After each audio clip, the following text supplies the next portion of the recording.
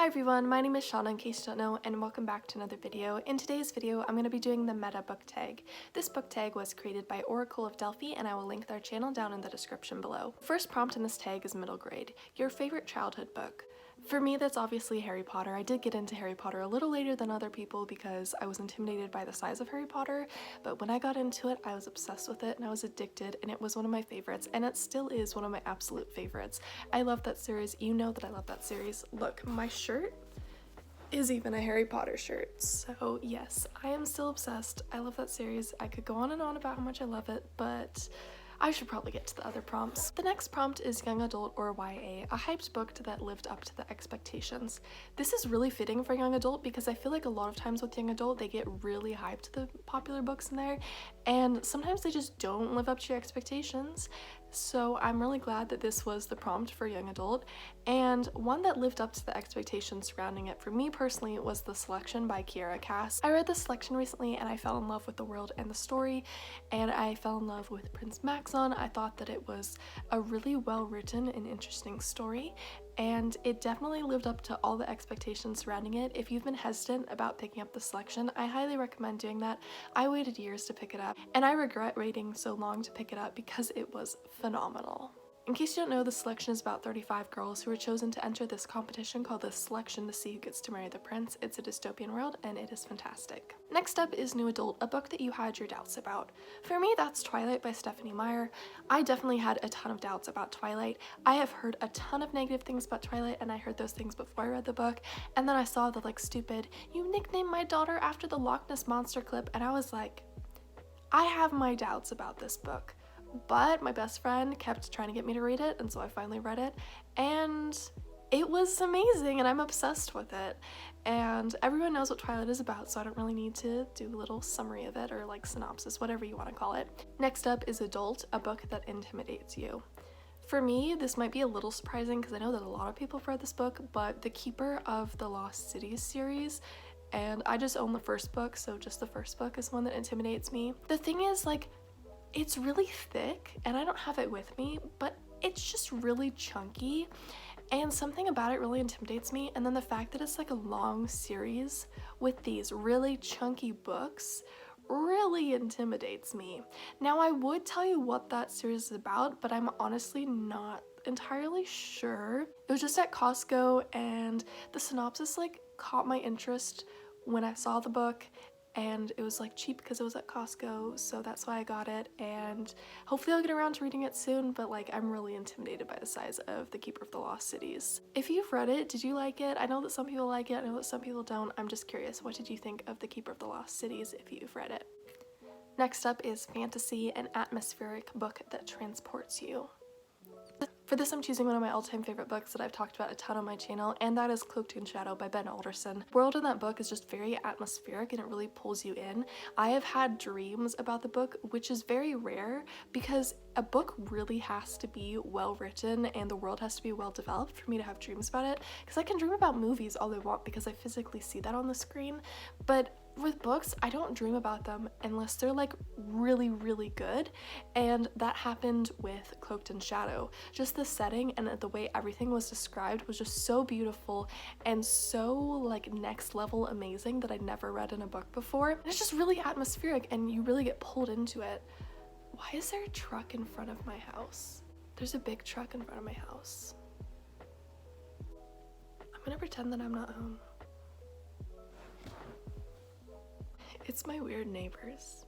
I don't know what they're doing. They moved in a few months ago, and the old owners of the house told us that it would be 2 couples moving in, and I kid you not, it's not 2 couples because there's this little boy there that just stands in his yard.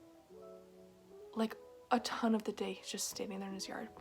Anyways, I'm gonna try to ignore them because it's weirding me out because they moved in a few months ago and they moved a ton of stuff in, and this looks like a moving truck.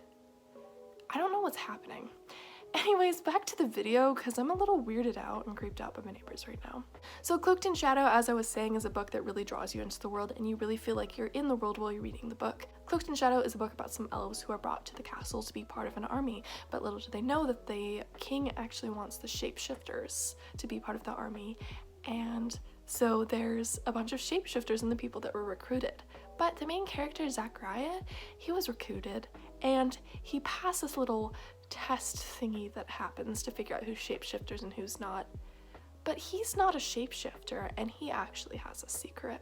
So I highly recommend checking out Cloaked in Shadow if you haven't already. It is phenomenal and it is some of the best world building that you will ever see in a book. Next up is SciFi, a book that taught you something. For this I'm choosing The Sun Is Also a Star by Nicole Yoon, which is another one of my all-time favorite books, and the reason why I'm choosing this is not because it taught me like all this factual information that I could use like in real life or anything like that, but it taught me that I actually like contemporary books and that I like romance books. That's like a big thing that it taught me because I have spent like years thinking that I hated contemporary and that I hated romance books, but The Sun Is Also a Star proved that differently for me, and it just really taught me that like these other genres that I've been avoiding can actually be interesting and they can actually be genres that I might find books that I enjoy.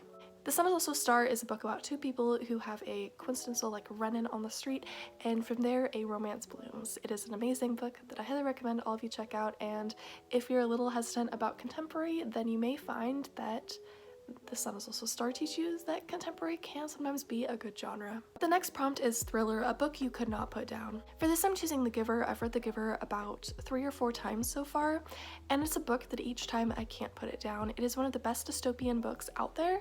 It is such a captivating world that you want to know every single detail of. I'm not going to give a summary or anything like that for The Giver because you should go into it and just be surprised by it because it is really amazing. And the final prompt for this book tag is contemporary, a book you could relate to. This is gonna surprise a lot of people because I'm sure that a lot of people can't relate to this book, and the book that I'm talking about is Insurgent by Veronica Roth. And the reason why is because you really get to see how Triss responds to the trauma that she went through in the first book. And you get to like really see that in Insurgent, and she has some like PTSD, you can obviously tell. And the thing is, like, I wouldn't say I have PTSD because I don't know, I haven't been officially diagnosed, but I have flashbacks, nightmares, so technically like I would fall under the realm of PTSD, but I don't want to like make anyone feel invalidated by me like saying that I have PTSD when I don't have the diagnosis. Like, the thing is, I could really relate to Triss and how her mind and her body and just her emotions and everything responded to her trauma, because it felt like the exact same way that my body and my mind and stuff responded to the bullying and some of the other trauma that I went through when I was in middle school and early high school. And so I just really felt connected to Triss while I was reading Insurgent, and I really felt like I was reading this and like there was an author who understood how trauma affects people, and especially how it affected me, because I was reading this and I was going, Triss is exactly like me, and I really relate to this. So yeah, Insurgent is the second book in the Divergent series, obviously, and a lot of people claim that Insurgent is boring and uninteresting, but if you actually read it and look at it from the mindset of like focusing on how Triss responds to her trauma and how her mind like changed and stuff after the trauma, then you'll actually find that it's really interesting. And if you've gone through anything like bullying or any other traumatic event in your life, then you may be able to relate to her too. And that's really what stuck out to me about Insurgent, just her reactions to trauma, and I really related to it. So that's all for today's video. I really hope you enjoyed the video. If you did, feel free to give it a big old thumbs up and subscribe to me if you haven't already. All of my other social media, including my Goodreads and my Bookstagram, will be linked down in the description below. I will see everyone next Tuesday for my next book related video, and I hope all of you are having a great week. Bye!